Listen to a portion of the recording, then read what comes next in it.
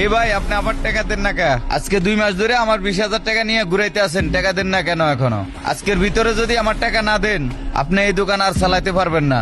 আপনার দোকানে তালা লাগাই দিমু। আজকে সন্ধ্যার ভিতরে আমার টাকা বাও করে দিবেন। ভাই, আসল কথা কি, আপনার টাকা আমি আজকে কোনোভাবেই সব এক লগে দিতে পারবো না।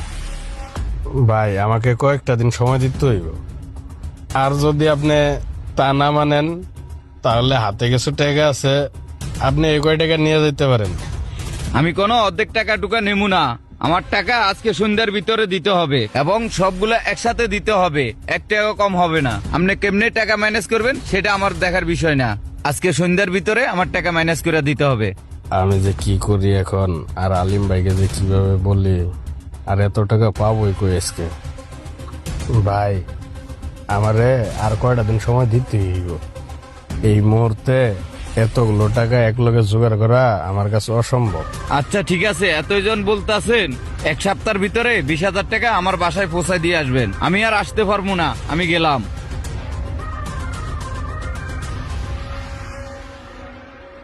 মহাজন, আমার না 5টা মিনিট ছুটি দিতে হইব, আমি একটু আইতাছি। আচ্ছা ঠিক আছে, যা। আচ্ছা মন, যাইতাছি। যাইমু আর আইমু, দেরি করবো না।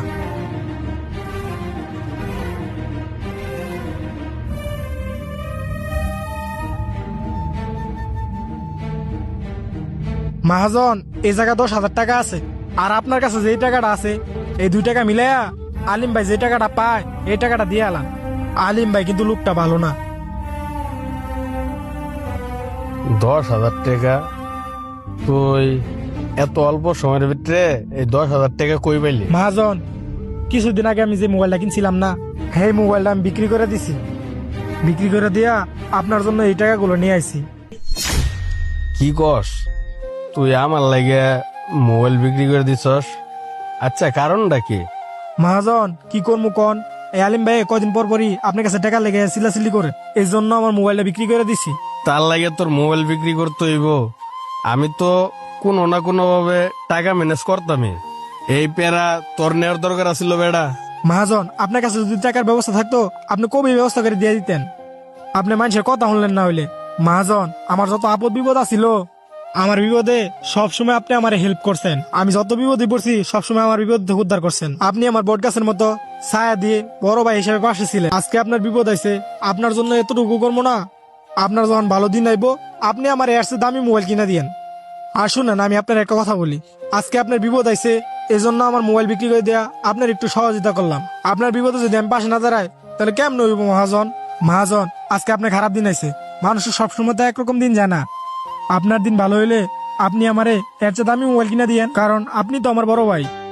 হরে ভাই, মুরব্বীরা ঠিকই কইছে, কিছু কিছু সম্পর্ক রক্তের বাইরের চেয়েও গভীর হয়। এই দেখ, সামান্য কিছু টাকা কত না মানুষের কাছে চাইলাম, শেষমেশ আত্মীয়দের কাছেও চাইলাম, কেউ আমারে টাকা কয়টা দিল না। আর এদিকে দেখ, তুই তোর শখের মোবাইলটা বিক্রি করে তুই আমার লাগে টাকা লইছস।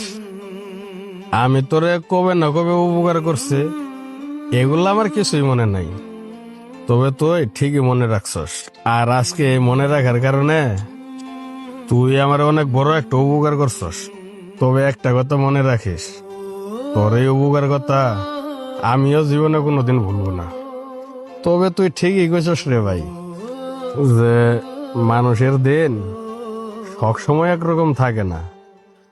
আমার দিনটা একটু ভালো হোক, তুই যে মোবাইল বিক্রি করছস ওর চেয়ে দামি একটা মোবাইল তোর কিনে দিন। হ মহাজন, আমি এটা ভালো করে জানি, আপনার ভালো দিন আসলে আপনি আমার ঠিকই মোবাইল কিনে দিবেন। কিন্তু আপনি যে বলছেন এতেই আমি অনেক খুশি, আপনার মোবাইল কিনে দেওয়া লাগবো না।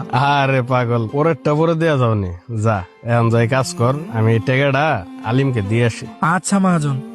হ্যালো বন্ধুরা, আমাদের ভিডিওটি কেমন হলো অবশ্যই একটা কমেন্ট করে জানাবেন। আর নতুন নতুন ভিডিও পেতে হলে আমাদের পেজটি ফলো দিয়ে সাথে থাকবেন। ধন্যবাদ সবাইকে।